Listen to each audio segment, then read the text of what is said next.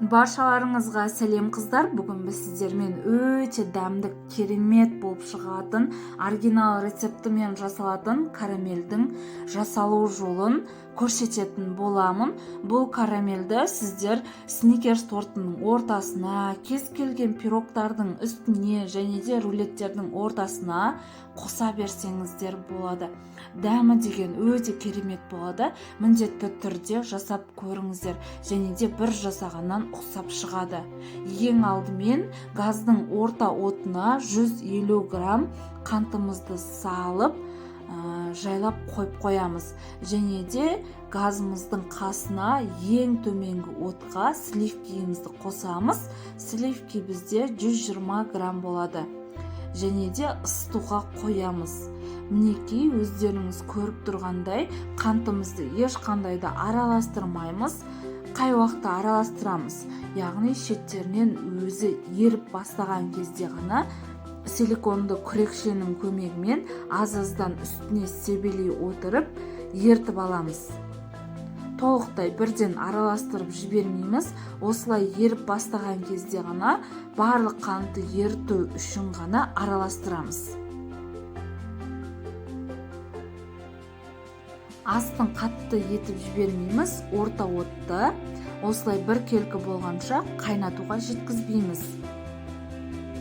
Барлығын мұқият араластырып, бір келкі осындай масса болуы қажет бізде.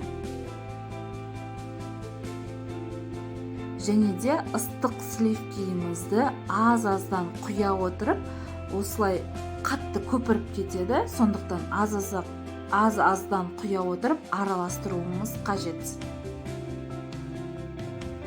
Барлығы бір келкі болғанша осылай венчиктің көмегімен, не болмаса силиконды күрекшенің көмегімен араластыратын боламыз. Мінекей, массамыз бір келкі болды. Газдың астын өшірмейміз. Және де үстіне 30 грамм сары майымызды салып, сары майымыз ерігенше тағы да араластырып аламыз. Егер сіздерде карамельдеріңізде кішкене іртік комочектер болатын болса, міндетті түрде ситадан өткізіп жіберіңіздер.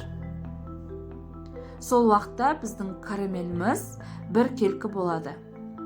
Мінекей, карамеліміз дайын. Енді иісі деген, дәмі деген өте дәмді, керемет болып шығады. Міндетті түрде жасап көріңіздер.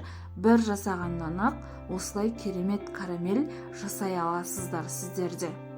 Мен бұл карамельді творожник пирогына үстіне жағуға қолдандым.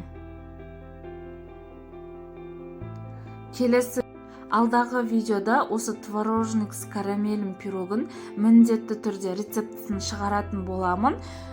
Менің арнама жазылуды ұмытпаңыздар, және де барлық видеоларымды мұқият қарап шығыңыздар. Егер сіздерге видео пайдалы болған болса, ұнап жатқан болса, достарыңызбен бөлісуді ұмытпаңыздар. Астарыңыз дәмді болсын.